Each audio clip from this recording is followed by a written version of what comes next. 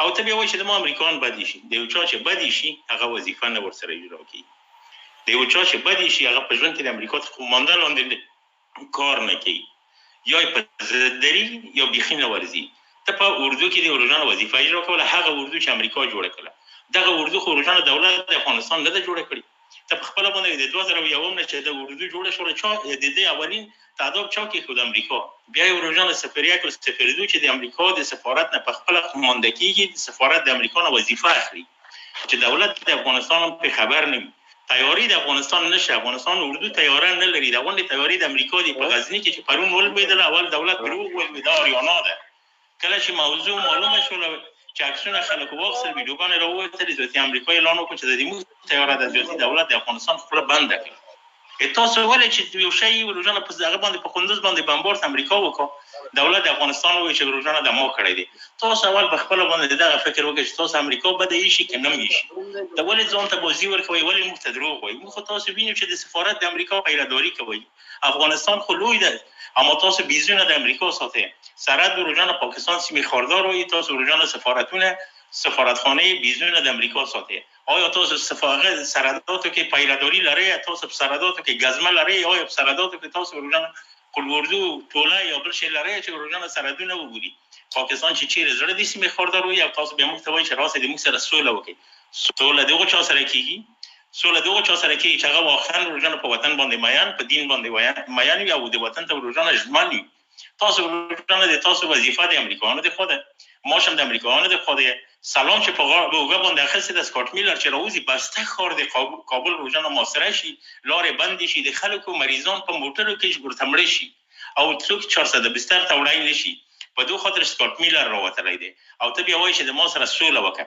زه هغه وخت د تا سره سوله کوم چې سکاټ میلر روزانه په کابل کې پرې نه دي. زه هغه وخت د تا سره سوله کوم چې ته روزانه سلام واخلې سکاټ میلر خواته ورتاو کې په تا کې چې یو غیرتي پیدا شي په نامه د صفی الله لغمانی چې په قندار کې 12 امریکایان وویشتل. هغه چا وویشتل؟ هغه افغان وویشتل. هغه عسکران چې روزانه په بګراوند کې نفر وویشتل امریکایان وویشتل، چا وویشتل؟ هغه امریکایان وویشتل. تاسو عسکر چې امریکایانو بوته روزانه 23 نفر و د وسر لواتات وکړ د نظام خرابول کې بدون د پتلانونه درته خوشی کو، هغه څه شو چې هغه مړ شو؟ تاسو عسکر باندې چې بمبارد کې تاسو کوم وخت احتجاج کړی دی؟ تاسو د اقل یو مارش کړی دی. رابش منظور پتلون ته دی. تا منظور پتلون چې دی روزانه اول که هغه مسلمان وای، انسان وای، واقعا یو ریکادر هم غیرتی شخص وای، هغه وویل چې زه لاره بر مسلمان غواړم. هغه څنګه بلوچان انسانان نه دي؟ ترکمنان انسانان نه دي؟ تاجکان ورونه دي؟ موږ انسانان نه دي؟ تنها پښتون ته ژوندون غواړي. دا نور څه شي دي؟ شلغمې دي، بادرنګ دي، روزانه ټیپر دي. خو د تاسو دغه کار دی چې پښتونیزم ته پکه وایي او بل په ازادي په دوه باندې نه کېږي چې روزانه ډولونه هم راخیستي. دغه 2 کاله تاسو ګډېږئ، په دوه ګډېدو کې تاسو څه شی خدای درکړي؟ شرم ښځې بیرون ته راوایستلې. هغه سیاستره بیبیګانې تاسو راوایستې. منظور پتلون ولې خپله ښځه نه راباسي؟ ولې خپله خور نه راولي؟ ولې خپله مور نه راولي؟ تاسو سیاستره په بروکسل کې راوایستلې، تاسو سیاستره ورنه جرمني کې راوایستلې، تاسو سیاستره په پاکستان او په افغانستان کې راوایستلې. د منظور ښځه چا لیدلې نه ده. رهبر چې دونه بیا روزانه ریښه درته تکړه خپله ښځه اول راباسي، په دوی چې د خلکو ښځې راباسي. دا یې بله او د 2 زره روزانه د منظور پتلون تر اوسه پورې شی کې په یوه لوني باندې تاسو ګډېږئ ورته. د تاسو باندې چې شپه ورځ بمبارد دی، ښه یا طالب کړی یا ما کړی یا د ما ورور کړی یا سید خیبر آغا کړی دی. د خلک مړه شوي دي. کوم ورځ منظور پتلون ویلي چې دا ولې د خلک مړه کېږي؟ څنګه د پاکستان نه دي؟ دا روزانه انسانان نه دي؟ یو لونی انسان دی، یو بل روزانه انسان دی چې هلته پاکستان کې مړه شوي. زه نه وایم چې ما په غونډو پښتنو باندې زړه بدېږي، په امیر خان، په سلمان خان، په امجد خان، په قادر خان د هندستان په پاکستان. اما دا غلطه ده وروره چې په تا کې ور بری او ته روزانه ګډېږي بل ته. هغه خلک چې داسې کتلي دي که هغه واقعا افغانستان په ګران وي به وایي چې موږ هم افغان یو، راپورته دي شي د موږ سره د یو لاس شي.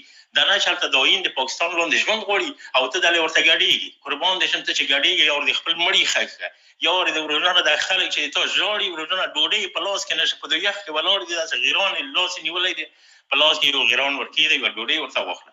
بیا با دغونه ته لوني ته با دغونه ته منظور ته وګډېږي. ډېر شرم دی په تاسو ته، ډېره حیا ده ریښه درته وایم چې تاسو په خپله خاوره کې ډوډۍ نه لرئ، برخ نه لرئ، برخ د تاجکستان نه دی. په خپل کور کې روزانه اوبه نه لرئ چې ویچکئ. ډوډۍ هم وړم د پاکستان نه دی، غواړم د پاکستان نه دی. بیا چې خبر شي روزانه زیاتي خبرې د مشا بابا کې، د مشا بابا روزانه لونګۍ تاسو وشرموله او را بشي یو بل وردک د وخت لندنۍ دلې غږېدو په خپله روزانه فاحشې چلوي په لندن کې. او دل راضي روزانه د موږ مشرانو ته توهین کوي.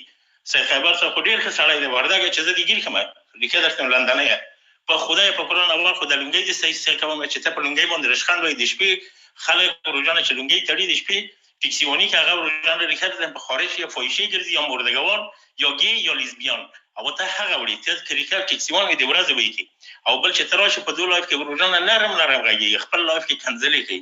ته داسې وکړه چې دو طرفه ما وسه یو مخ ولره داسې ما وسه روزانه لکه کچالو چې نه مخ معلوم ده نه کنه معلومه ده.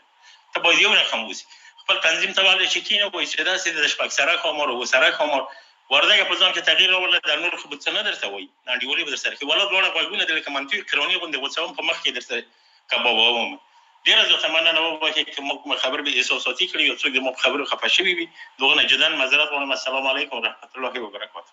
وعلیکم السلام. مننه شاهین صاحب، الله مو خوشاله که ژوندی اوسې. برقي صاحب مهرباني وکړئ دلته زموږ سره د برق یو څه مشکل دی کنې خوندخدا کولی چې هر ورور نیم ساعت خپل نظر کولی خو بدبختانه چې دلته د برق ستونزه ده. برقي صاحب لاړی. حمزه شینواري وروره مهرباني وکړه مایک دې خلاص کړه. بخښنه غواړم صاحب خیبر صاحب ډېره بخښنې سره تاسو ته څونه اورونه زما غږ اوري ټول ته السلام علیکم ورحمت الله وبرکاته. زما نمبر نو زه راغلم بخښنه غواړم. اول خو لایف ځان سره شیر کړئ برخه واخلئ او صاحب خیبر صاحب که تاسو پامې لاندې ورونه ډېر زیات منتظر دي او که ټولو ته لږ لږ وخت ورکړئ نو دا به ډېر ښه مننه. بالکل مننه. برقي صاحب مایک دې خلاص کړه مهرباني وکړه وروره. السلام علیکم ورحمت الله وبرکاته. صاحب خیبر صاحب سلامونه نیکې هیلې تا ته او شاهین صاحب ته جنرال صاحب ټولو مېلمنو ته لایف لیدونکو ته وعلیکم السلام. زه به نور څه نه وایم خبرې خو ملګرو ټولې وکړې داسې څه نه دي پاتې چې موږ تفسیره پرې وکړو خو ما یو څو اوس یو ملګري شعر لیکلی خو نیمه مې راواخیسته تاسې نو بښنه غواړم دا به درته ووایم که لږ غږ کې فرق کوم بښنه ډېره غواړم. بسم الله الرحمن الرحیم. راج مو دلته نه چلیږي نړیوالو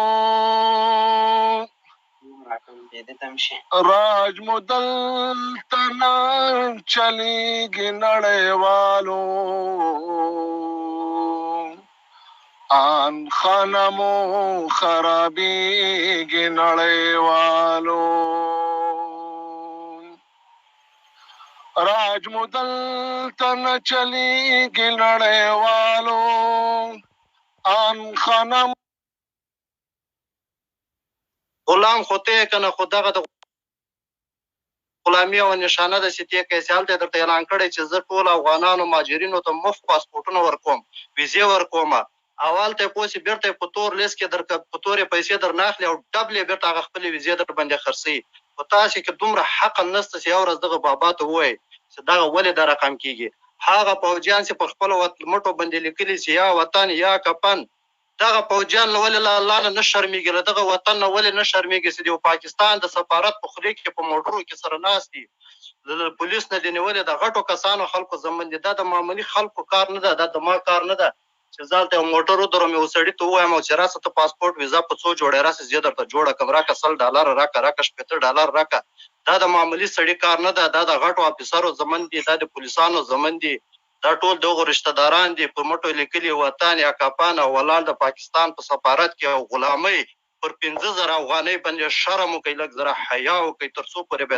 تاسو دا خرڅوي تاسو خو یو ورځ دغه سفارت ته اشرف غني ته دغه بابا ته هم یو ورځ وایي چې دغه سفارت ته خو توجه وکړه ایا ته ولې دغه پاکستان ته نه وایې چې ته ما ته دغه ویزې مفت مه راکړه او پلار ته دې ورکړه دغه ویزې ما ته ویزې په پیسو راکړه په قانوني راکړه هلته در باندې احسان له پاسه کړی چې زه تاسو ته ویزې در کوم او هلته درنه ډبلې پیسې اخلي 2 برابره درنه پیسې اخلي دغه بیا راجګېږي دغه ته وایي چې دغه زموږ بابا د زموږ بابا دا رقم کېدلی شي بل دغه مخکې ورور خبره وکړله چې موږ تاسو ورونه ټول یو ځای سو او لاسونه یو کو امریکا به په واخله له هغه ورور سره پوس یو ځای کېدل جایز دي چې هغه ورور زما کور ته پوس زما مور او خور زما په مور او خور زما په وطن زیاتای کې واغه راوړي زه بیا څنګه لږ ورور سره کېنم یې ورور ته چې راځل ما تاسو وکړو او دا اوس بیرته ما تاسو غواړه په خبر خپل وایو نالت دی پیغه ورور سره دغه ورور سره بیا سوله کوي زه دغه ورور سره څنګه سوله وکړم؟ دا خو مې د وطن ورور ده، دا خو مې د هغه ورور ده. والله قسم چې د مور ورور مې چې له موره مې ولیدلي،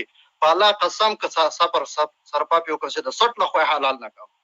دا څنګه ورور شو زما چې زما خور پوه چې د پردیو خلکو په وړاندې پیراخ کې راباسي او بې عزته کوي او لاس ورچي لاسونه جک او تلاشي کوي، او بله ورځ به زه له هغه ورور سره کېنم او چې ته راسه وروره ته له ما سره لاس یو کړه چې تا ما ته دښمن راوستی او پوه چې هغه وکړو، دا دښمن له وطنه وباسو. ایا ته خپله سوچ وکړه ته ورته پوه چې دغه نو خو زه نه پېژنم مخکې له تاسو سره چې په دې باره کې بحث کوو چې عبدالرازق سره د 12 کاله باچایي کړې ده. ته که رښتیا پر حق وای تا 12 کاله باچایي هغه وکړله، عسکري دې وکړله هغه عبدالرازق سره، که دا عبدالرازق په حق وای اول خو به ورته ته تښتېدې نه ترې، ته به پر هماغه خپل عسکرۍ باندې ولاړ وې. ته ما ته ورته په دغه 12 کالو کې یو شی در راوکړې، 12 نشانې در راوکړې چې تا کوم ښه کار کړي دی، تا عبدالرازق ښه کار کړي. عبدالرازق د دې خوا کې د کامرې په مخ کې له پاکستانیانو سره به ډزې کولې، له شانه به درګرده پې خرڅاوه.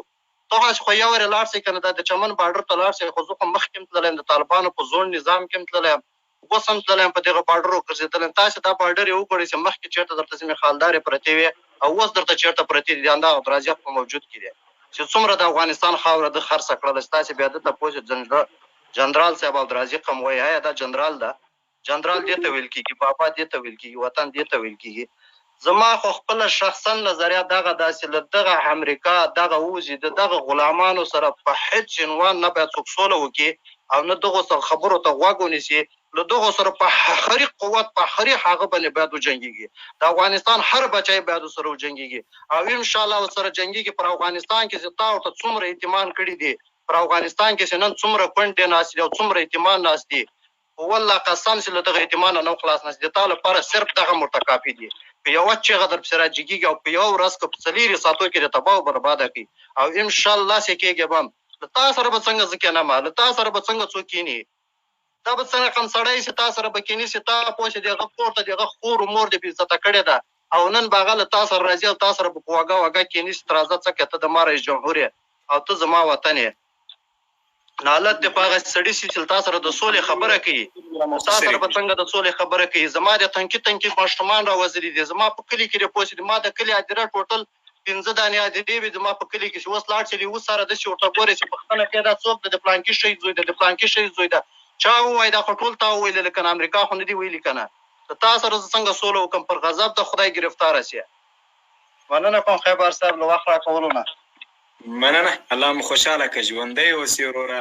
ابو یوسف صاحب مهرباني وکړه مایک مو خلاص کړي وروره، دلته برق په تللو باندې دی، تر څو دا نور وروڼه هم خپل نظر سره شریک کړي. ابو یوسف وروره مهرباني وکړه مایک مو خلاص کړي.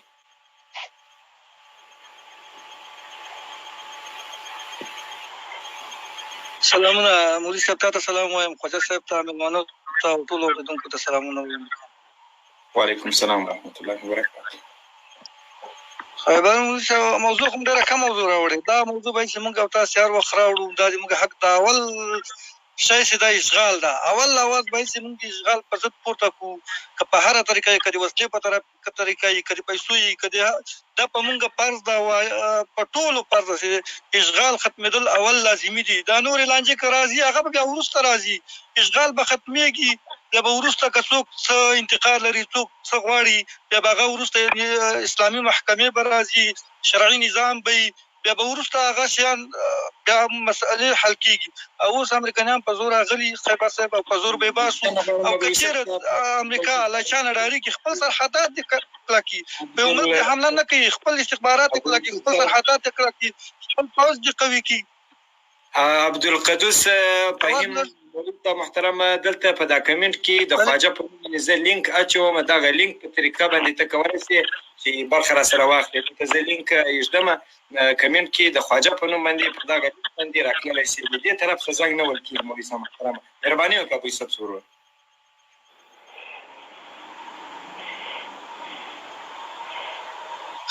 نو ما خبره دا کوله چې امریکا په زور راغلې په زور به یې وباسو که دوی له چا ډارېدلی خپل استخبارات به یې قوي کړي وو خپل سرحدات به یې قوي کړي وو خپل پوځ به یې قوي کړي وو په یو ملک به یې یرغل نه کوو اوس یې یرغل کړی ده او مونږ په عنوان تاسې لیکلی موږ په زارۍ دوی له خپل ملکه نه وباسو مونږ به یې په زور وباسو د سر په بیه به دوی وباسو موږ قرباني ورکړې دي افغانانو قرباني ورکړي دي ډېرې قربانۍ ورکړې کم یې هم نه دي ورکړې دي موږ افغانۍ قربانۍ دي ستایلو دي خواجه صاحب بس دغه د ما ویلو خو یوه خبره باید زیاده کړم خواجه صاحب مخکې به چې مونږ اورېده د ټانګو انفجار د امریکایانو اوس الحمدلله د تیارو دي په ټانګ هم اتکا نه کېږي چې ټانګ الوته یې زړه نه پېښېږي اوس الحمدلله مونږ انتظار و چې تیاري رالوېږي شمار به یې نیسو هفته کې څو راولوېدلې څو وغورځېدلې څو ویستل چې څومره امریکایان پکې مردار سو الحمدلله مونږ امیدونه له مخکې نه اوس ډېر سوي دي مولوي صاحب بس دغه د ما خپل نظر وړاندې مننه الله دې خوشحاله که ژوندی اوسې